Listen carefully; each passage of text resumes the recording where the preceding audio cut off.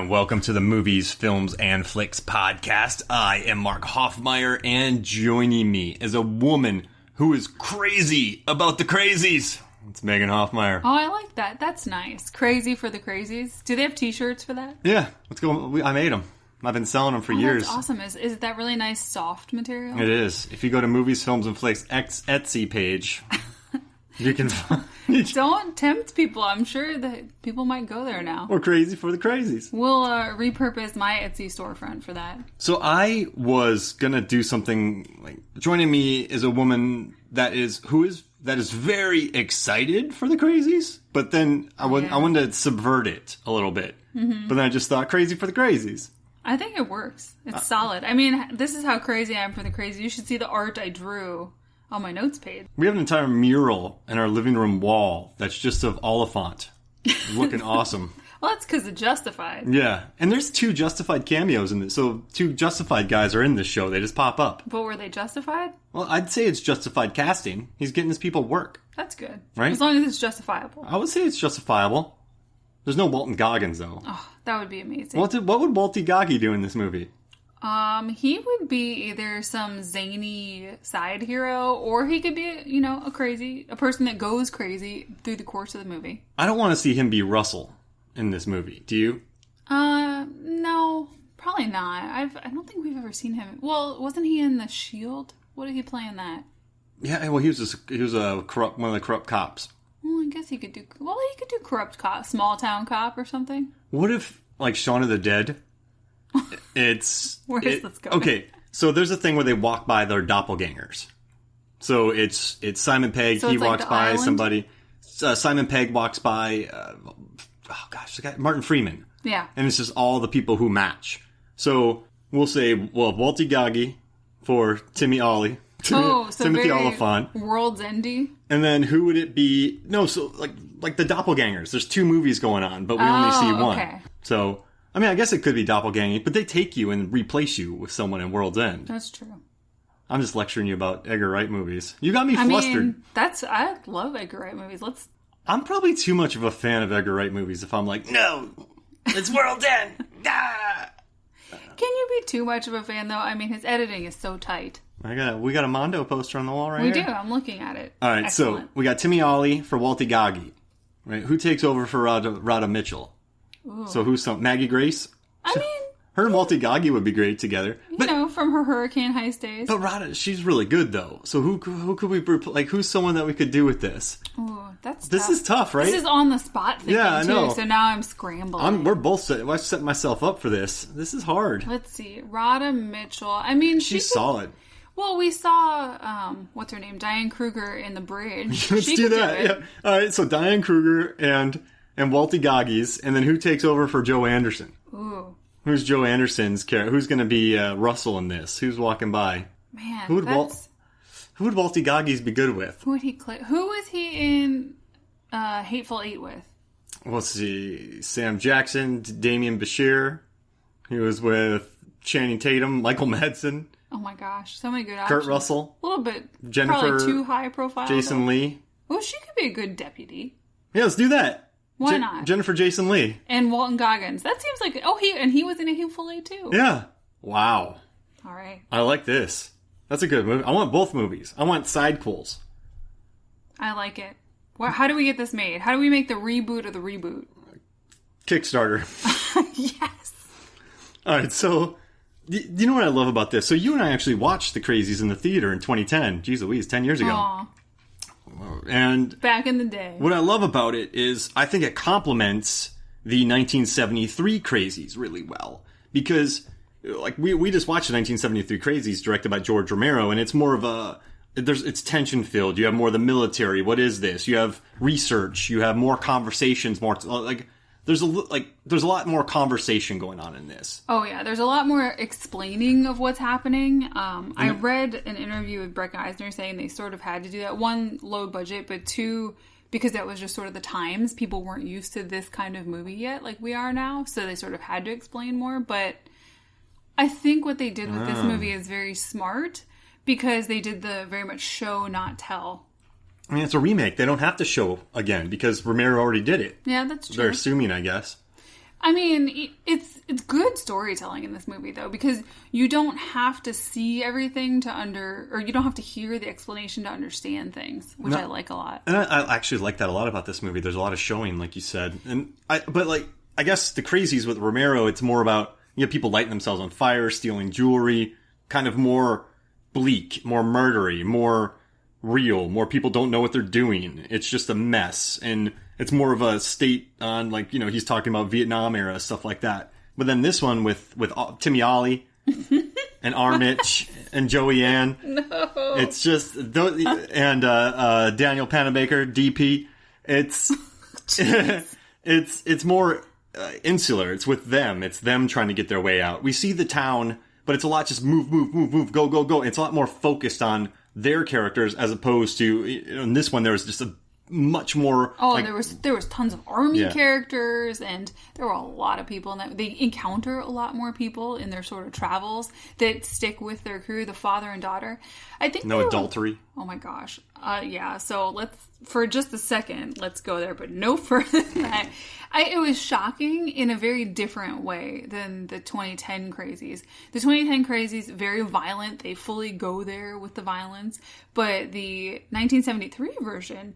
I at first was thinking, it's not super upsetting, but then they still have family murder and all that stuff. And then there's the adultery scene that literally just had me, not adultery, Not adultery. Incest. Incest, that's what it is. But at the same time, to be fair, they've gone crazy. Yes. So that's normal for them. But it's still shocking as you sit there. My mouth was hanging open, just going, this is happening? Really? It's a gnarly movie. It is, it's for...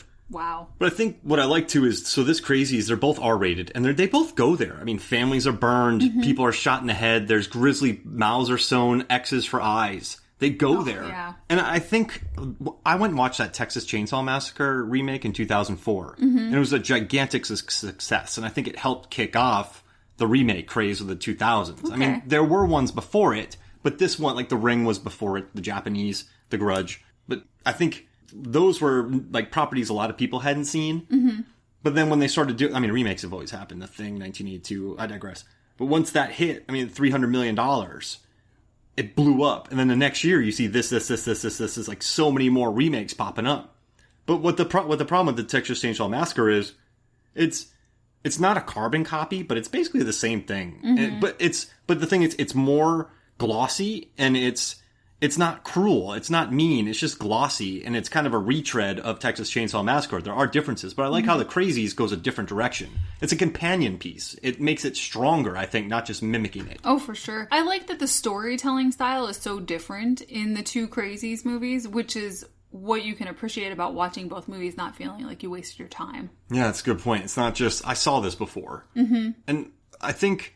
I've been waiting to drop this on you for a long time. I can't wait. I've wanted to talk to you about this movie, and then I just have to look at you across the room and not say anything about what I'm thinking, write it down on my notepad. Just stare at me forlornly. Yeah, exactly. With adoration in my eyes. The DP on this movie is Maxime Alexandre. Yes. Now, I want to hear all the DP He things. worked on Crawl. Oh, which is one of the best-looking horror movies of recent years. One of your faves. And he worked on Shazam. Oh, with Zachary fun. Levi, and they brought in some neat. A horror director did it. Who did? Let's see, he did him. Jeez Louise, I should have come. But the guy who did Shazam was also from horror, so he brought in Maxime to do Shazam. And I think there are moments that are pretty gnarly in Shazam. Yeah, but he also did. Yeah, especially the stuff with Mark Strong. He did The Hills of Eyes, the Alejandro Aja directed film, which I think is one of the best looking remakes around. He did High Tension.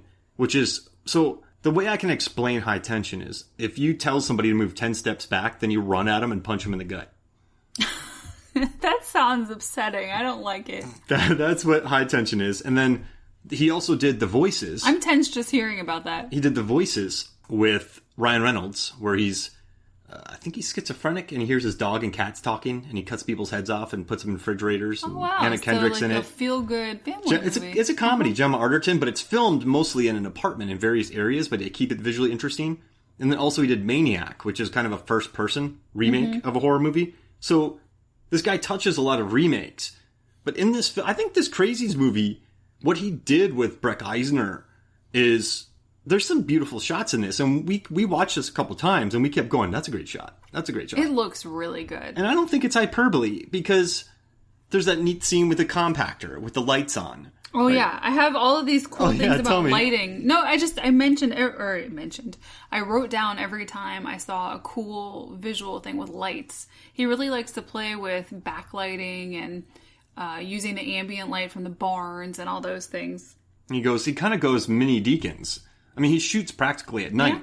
Yeah. You'll know something interesting when they lit that house on fire, when Bill goes crazy and lights his family on fire. Mm-hmm. That house, they were able to burn that house in real life. Yeah. Because the residents of Iowa, where they shot, thought it was haunted, and they had bad vibes from it, because bad things happened there. So they shot in there, and then they burnt it down. That's cool. So Breck said, hey, since we can use this, you guys hate this house, can we just burn it? That's awesome. And they were like, yeah, sure. So they got this house that they bought that no one wanted, and they burnt it to the ground. I have a note about here. There's a great shot with I think it's the sheriff's car in the reflection, and I think that it's Radha Mitchell sitting there, and you see the reflection of her through the windshield, and the flames are on the windshield as well of the house. So it just looks great. There's very what you call meat and potato shots, but they're so interesting, and they're so well done. They're nothing, over the top fancy.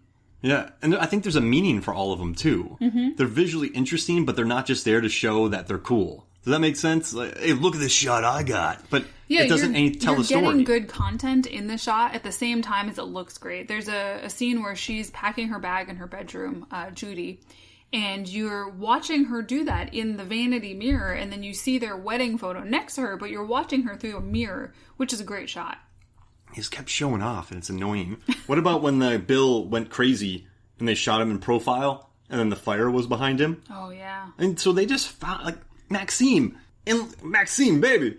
He fell. I get excited because you know how much I love Crawl. Yeah. I think Crawl is one of the best looking horror films around, and Hills Have Eyes, I think, has some really great shots. And what I also like about his remakes, The Hills Have Eyes, he also did Annabelle Creation, which is the good Annabelle movie. Oh. There's a scene where this guy has his hands. He has a cross, and he's holding the cross at a demon, and then his finger starts snapping backwards, so he lets go of the cross. Oh. It's gnarly. It's gross. But he's able to... He takes Annabelle. He takes remakes. He takes weird movies with Ryan Reynolds stuff in Anna Kendrick's head in a fridge. But they look visually appealing. But if you look at Maniac, The Voices, Shazam's the second highest DCEU movie. I mean, high tension. They're all fresh, with the exception of Hills Have Eyes, which blows my mind because it's a good thing. But he takes movies that you wouldn't think would be fresh, but they just look so good. And in the commentary for this movie, this is one of my favorite commentaries that Breck Eisner did. He's the son of Michael Eisner, who was in the head of Disney. Oh. Did you know that? No, I did not. But I read about him, and he started in the 90s. He made a student film. Then he did a bunch of commercials. He worked his way up through Super Bowl commercials and big commercials. And he wrote a thesis about early 3D. Yeah, that's right. And then he did Sakara, which tanked. Oh. Which was one of the big box office bombs at the time. But it was fun. But then he rebounded, and so lately he's been doing The Expanse. Oh, The Expanse. That amazing show. Guys, let's take a moment here. The Expanse. It was on Sci-Fi. It is now on Amazon Prime. We are currently awaiting season, 5? Yeah. You gotta watch this show, but you have to pay attention to at least the first season, because there are a lot of explaining. You could read the book, but it's kind of dense. It's so good. It's space, and it's politics, and it's colonization, and it's just so good, and everybody's fantastic. And we saw them at Dragon Con, and they were just great. I love that show. But he's done 10 episodes of that. He did Last Witch Hunter, which we enjoyed. Oh, yeah. Cheeky little movie. That's fun. And so that moves along. I think he's really rebounded since then. But with this movie, The Crazies, after watching all the behind-the-scenes documentaries, so in this movie, he said, this is not a zombie movie. This is not. This is a 28 weeks later virus getting people infected, 3 stages, no visual signs, some signs.